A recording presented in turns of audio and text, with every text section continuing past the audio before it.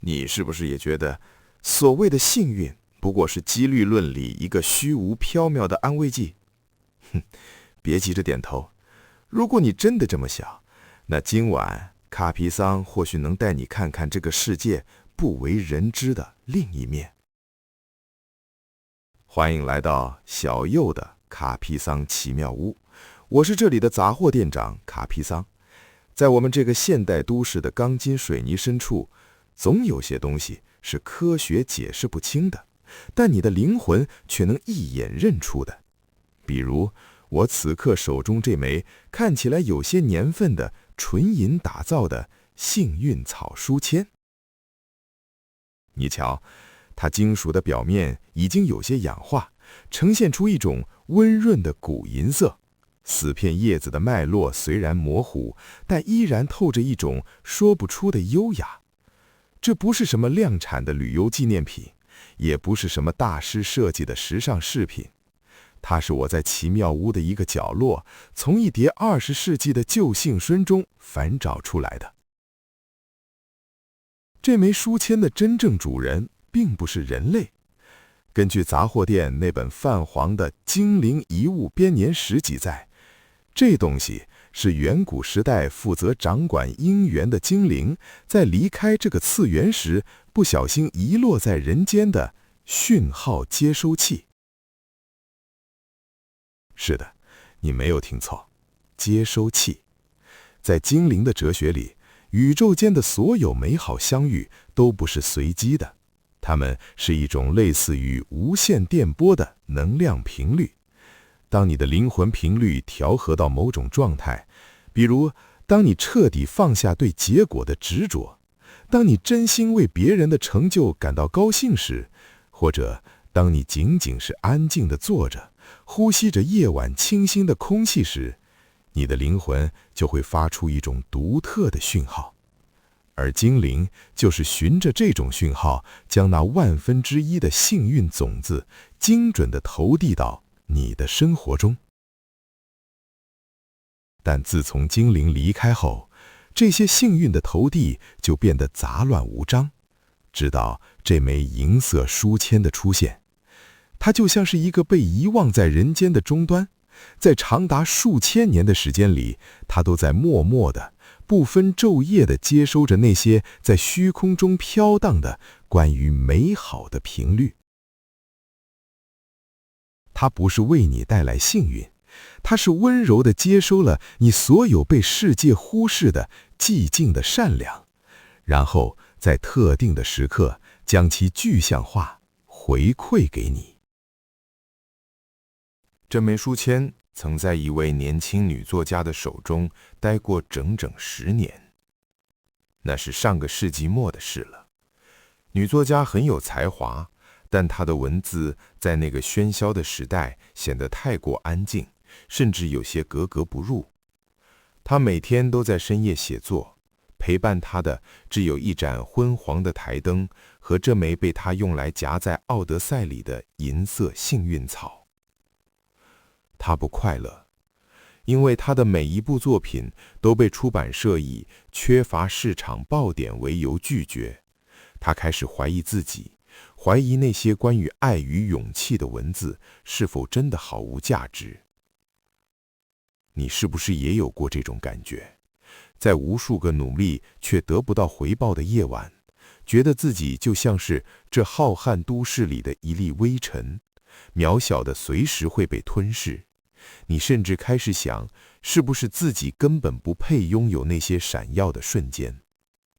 女作家也是这么想的。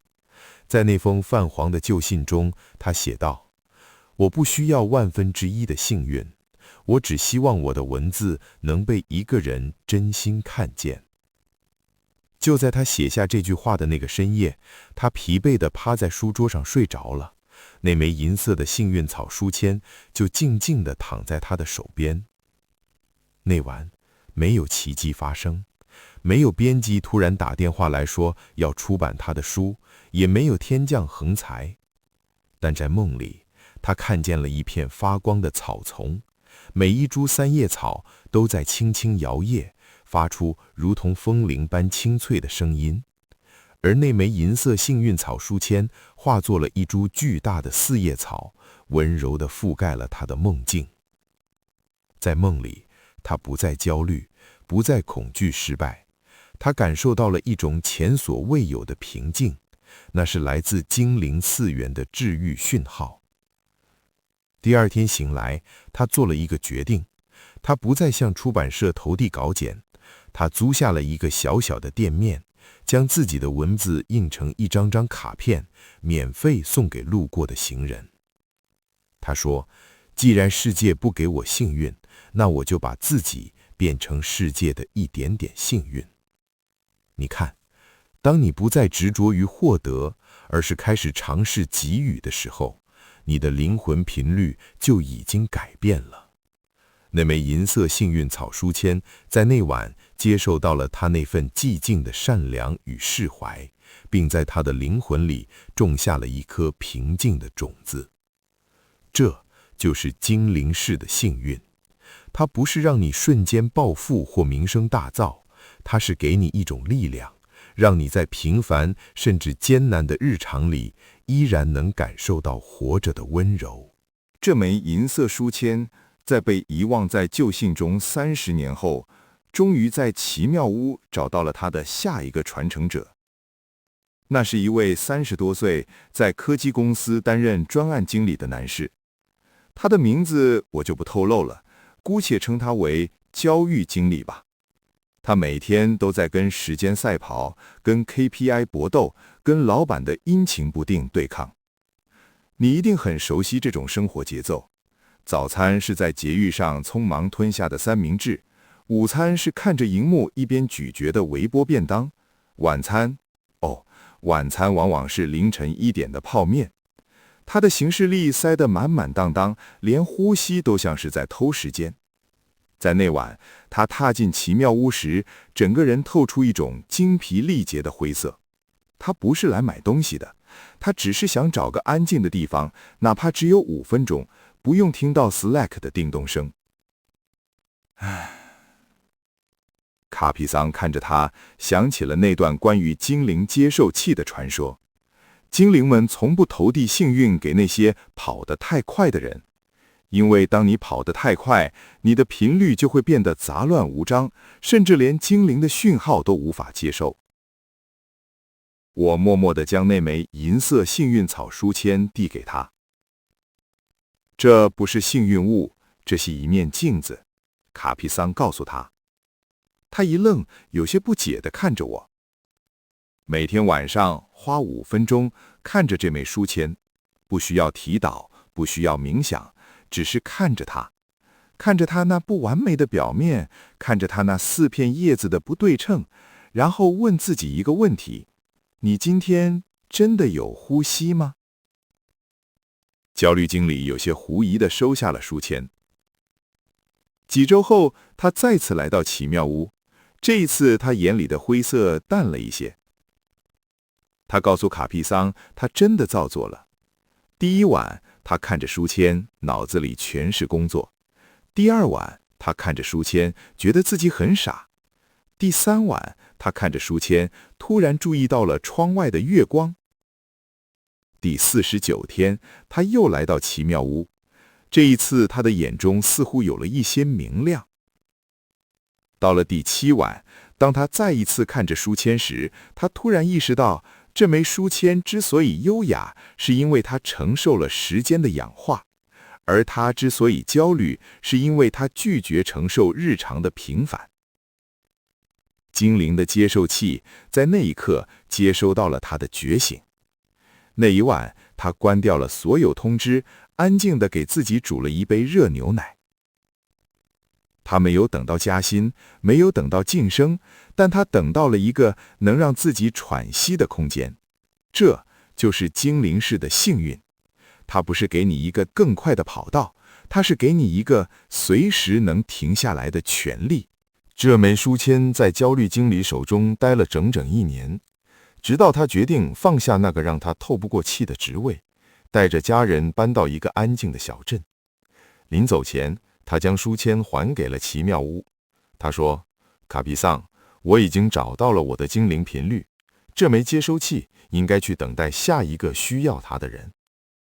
哈，你看，精灵式的幸运从来都不是一种占有，而是一种流动。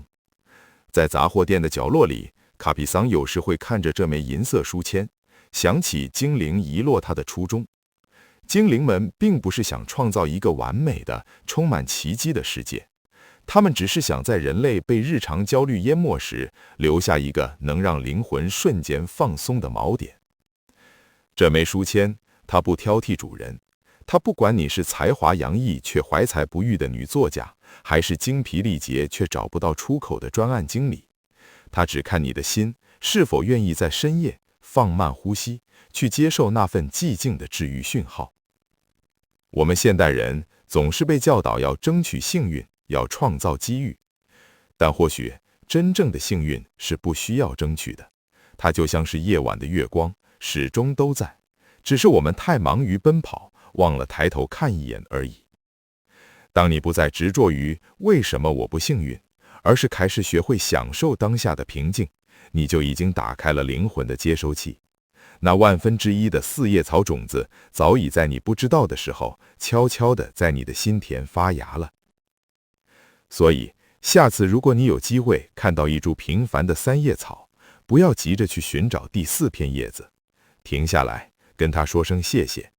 谢谢它，即便平凡，依然努力地在风中摇曳，传递着关于生存的温柔。这份感谢，就是最美的精灵讯号。这枚银色幸运草书签的故事，今晚就说到这里。卡皮桑将它重新放回那个褪色的信封里，收进奇妙屋的深处。他将在那里安静地等待，等待下一个在深夜里迷失、需要一点点精灵讯号治愈的灵魂。或许那个灵魂此刻正坐在荧幕前，听着我的声音，感受着夜晚的寂静。别担心，你不需要千里迢迢来到奇妙屋寻找这枚书签，因为卡皮桑想告诉你一个最大的秘密：精灵的讯号接收器从来都不只是一枚银色的书签，它可能是你窗前那一盆总是不开花，却依然努力抽丝发芽的万年青。它可能是深夜里突然从耳机里飘出的一首失恋老歌。它可能是你在疲惫的捷运上突然瞥见窗外那一抹转瞬即逝的夕阳余晖。真正的幸运接收器，其实就是你那颗即便被生活磨损，即便充满焦虑，却依然愿意相信美好，愿意停下来呼吸的心。所以今晚回家后，试着关掉那些喧嚣的通知，关掉那些让你焦虑的社群媒体，给自己5分钟，只是安静地坐着，听听自己的呼吸声。你会惊讶地发现，当你真正安静下来时，整个宇宙都在温柔地向你发送治愈的讯号。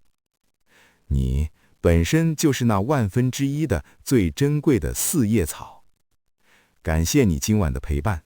如果你喜欢卡皮桑的故事，喜欢这份来自精灵次元的深夜治愈，请记得订阅我们的频道小柚呢卡皮桑奇妙屋，点亮那颗象征幸运的小铃铛。在评论区告诉卡皮桑你生命中的那个小小的不可思议的幸运瞬间吧。晚安，做个好梦，愿精灵的讯号今晚温柔地包裹你的梦境。